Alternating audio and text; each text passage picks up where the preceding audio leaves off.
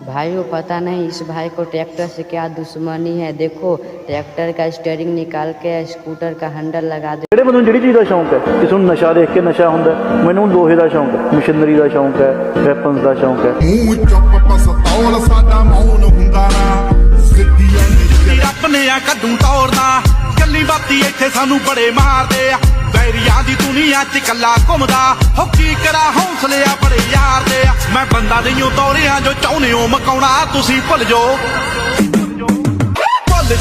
ਇਹ ਦਿਨ ਕਦੇ ਨਹੀਂ ਆਉਣਾ ਤੁਸੀਂ ਭੁੱਲ ਜਾਓ ਇਹ ਦਿਨ ਕਦੇ ਨਹੀਂ ਆਉਣਾ।